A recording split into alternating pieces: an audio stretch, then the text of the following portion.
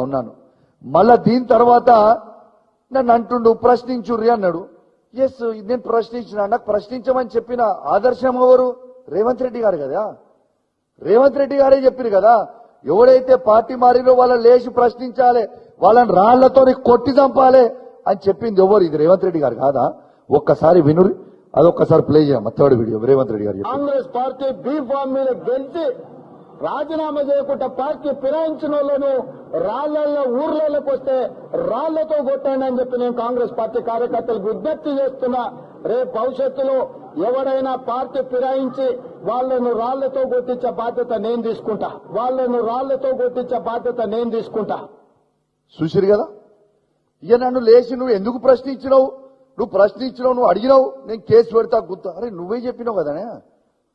నేను అది ఓకుంటే ముందు యూట్యూబ్ చూస్తుంటే నాకు రేవంత్ రెడ్డి గారు చెప్పిందే నాకు గుర్తొచ్చింది. మరి నేను చేయలే కదా. రేవంత్ రెడ్డి గారు చెప్తేనే మా బీఫామ్ మీద గెలిచిన ఎమ్మెల్యేలని రాళ్లతో కొట్టమని చెప్తే ఇంకా నయ్యం నేను రాళ్లతో కొట్టలే, ఒకటి ప్రశ్నించిన. రేపు మా ఊర్లలో పోయినాక బరాబర్ రాళ్లతో కొడతాం మా బీఆర్ఎస్ పార్టీ కార్యకర్తలు. ఎందుకు ఊకుంటాం భయ్? ఊకుంటామా?